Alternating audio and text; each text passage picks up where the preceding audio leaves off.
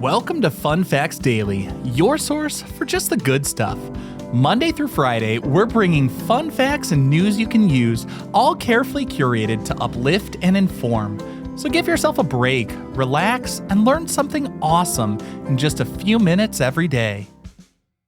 Hi everyone, I'm your host Kyle Wood. Thanks for tuning in to Fun Facts Daily, the new podcast bringing you 5 fun facts on a different topic every day of the week, Monday through Friday. In addition to fun facts, we'll also have a word of the day and news you can use to help you learn, grow, and live better in just a few minutes every day. Today, we're going to be learning all about Cinco de Mayo, but before we get into the facts, let's warm up our brains with a little challenge.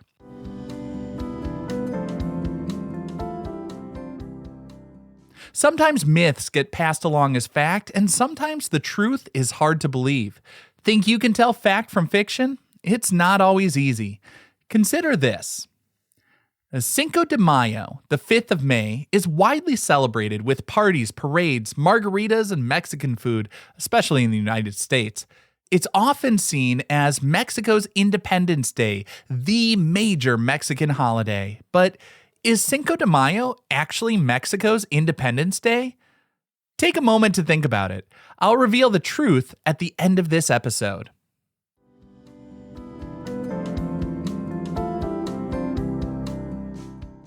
Now for our word of the day. Our word of the day is mariachi. Mariachi refers to the traditional style of music or musical group from Mexico. It's characterized by stringed instruments like violins, guitars, the vihuela, a high-pitched 5-string guitar, and the guitarrón, a large acoustic bass, along with trumpets. Mariachi musicians often wear distinctive charro outfits. The exact origin of the word mariachi is debated. One theory suggests it came from the French word for marriage, because these bands often played at weddings during the French intervention in Mexico in the 1860s.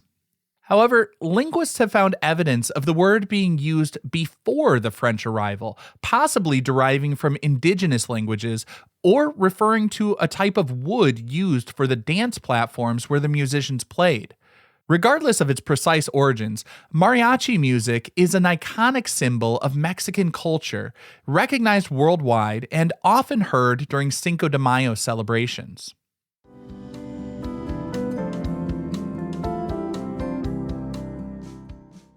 Now it's time for today's High Five, our top 5 fun facts about Cinco de Mayo. First off, Cinco de Mayo celebrations aren't all tacos, margaritas, and mariachis. As the reach has extended far beyond Mexico, people have found some unexpected ways to mark the occasion.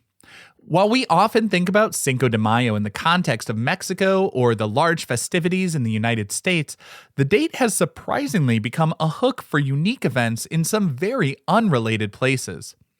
There's no specific traditional clothing or one way people must celebrate the event, but some go way outside the box. Some even go outside a perfectly good airplane. A skydiving club up in Vancouver, British Columbia, Canada, has been known to host an annual Cinco de Mayo jump event. And quirky celebrations don't stop there. How about shredding some imaginary riffs? Reportedly, an annual Cinco de Mayo air guitar festival has taken place in Montego Bay, Jamaica. These examples show how the date itself, likely buoyed by its party reputation popularized in the US, gets borrowed worldwide for events that are far removed from the commemorating of the Battle of Puebla, but embrace the spirit of having a good time around the 5th of May. It's a fascinating glimpse into how holidays can take on a life of their own globally. Number 2, Americans eat tons of avocados for Cinco de Mayo. I mean that literally. Guacamole is practically synonymous with Cinco de Mayo celebrations in the United States, and the numbers prove it. Avocado consumption skyrockets around the holiday. Industry groups like Avocados from Mexico and California Avocado Commission report staggering figures each year. In recent years, it's estimated that Americans consume well over 80 million pounds, sometimes even over 100 million pounds of avocados just in the week leading up to Cinco de Mayo. That's a whole lot of guacamole. Number 3, Cinco de Mayo is a bigger celebration in the United States than in most of Mexico. While Cinco de Mayo is an official holiday in the state of Puebla, where the battle took place, and in neighboring Veracruz, it's not a major national holiday across the rest of Mexico. Banks, schools, and government offices might close in Puebla, but for most Mexicans, May 5th is largely a day like any other, though the historical significance is recognized. In contrast, Cinco de Mayo has evolved into a massive celebration of Mexican culture and heritage in the United States. Celebrations by Mexican immigrants actually began not long after the Battle of Puebla itself, particularly in California and the Southwest. Later, during the 1930s and 40s, President Franklin D. Roosevelt's Good Neighbor policy, aimed at improving relations with Latin America, helped foster a more positive environment for recognizing and celebrating cultural ties, which could have provided fertile ground for the Cinco de Mayo celebrations. However, the holiday gained significant mainstream popularity in the U.S. during the 1960s Chicano movement, when activists embraced it as a powerful symbol of Mexican identity, history, and cultural pride. Since then, it has become increasingly commercialized, promoted heavily by restaurants, bars, and beverage companies, making it a much more prominent cultural event north of the border than in its country of origin. And next up, the hero of the Battle of Puebla, General Ignacio Zaragoza, died shortly after the victory. General Ignacio Zaragoza Seguin was the commander who led the Mexican forces to their surprising triumph at Puebla. Born in what is now Goledad, Texas, when it was still part of Mexican Texas, Zaragoza was a key figure in Mexico's military and political landscape. His leadership and strategy were crucial in defeating the larger and better equipped French army. Tragically, Zaragoza didn't live long to savor the victory or lead further resistance. Just a few months after the Battle of Puebla, in September 1862, he contracted typhoid fever and died at just the age of 33. Despite his short life, his victory on Cinco de Mayo secured his place as a national hero in Mexico.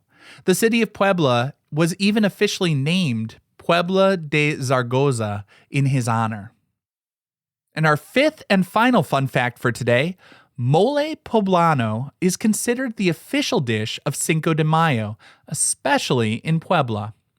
While tacos, guacamole, and margaritas are popular Cinco de Mayo fare, particularly in the U.S., the traditional dish most associated with the holiday, especially in its home state of Puebla, is mole poblano. Mole is a rich, complex sauce made from dozens of ingredients, including chili peppers, spices, nuts, seeds, and sometimes chocolate. Legend has it that the mole poblano was created in Puebla centuries ago, possibly by nuns combining indigenous and European ingredients. Its deep, savory, and slightly sweet flavor is a hallmark of Pueblan cuisine. Serving mole poblano, often over turkey or chicken, is a customary way to celebrate important occasions in the region, making it a fitting tribute to the historic victory achieved there on May 5th.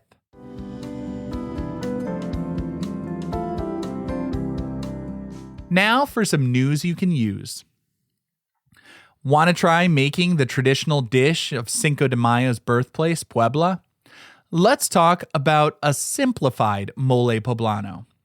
Now, authentic mole can take days and involve 30-plus ingredients, but you can get a taste of that rich complexity with a quicker approach. This isn't Grandma's recipe, but it's a delicious start. First, you'll need a base. Many stores sell mole paste or powder. Using this is the biggest time saver. If starting from scratch, toast dried anco and pasilla chiles, seeds removed, then rehydrate them in hot water. Blend the softened chiles, charred tomatoes, onion, garlic, a bit of Mexican chocolate, chicken broth, and spices like cumin, cloves, and cinnamon. Add nuts or seeds like almonds or sesame seeds for richness, and maybe a plantain or piece of bread for thickening. Simmer everything together until the flavors meld, usually at least 30 to 45 minutes. You're aiming for a deep, dark, complex sauce. Adjust spices, sweetness, a little sugar or raisin can help, and thickness, more broth if needed, as you go. When it's ready, serve it over chicken or turkey. It's still a bit of work, but this shortcut method lets you experience the unique deep flavors of mole poblano without dedicating your entire weekend to it. Now, before we wrap up this episode, let's revisit the brain teaser from the beginning. Do you think Cinco de Mayo is Mexico's Independence Day?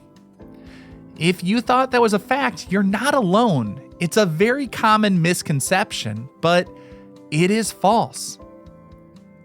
Cinco de Mayo is not Mexico's Independence Day. That hugely important national holiday is celebrated on September 16th, commemorating the Grito de Dolores, or Cry of Dolores, a call to arms against Spanish rule issued by Miguel Hidalgo y Castilla in 1810. Cinco de Mayo, as we learn today, celebrates the specific victory of the Battle of Puebla on May 5th, 1862, against the French forces. While the significant historical event symbolizes resilience, it doesn't mark the nation's independence. So now you know the real story behind the date, and be sure to tune in tomorrow for more Fun Facts Daily. Fun Facts Daily is an Airwave Media podcast. It was written, recorded, mixed, and edited by me, Kyle Wood. Thanks for sharing a part of your day with me. Be sure to follow Fun Facts Daily on your favorite podcast app so you can keep the good stuff coming your way every day. And if you like the show, please do me a favor and leave a kind rating, review, or just tell your friends about it.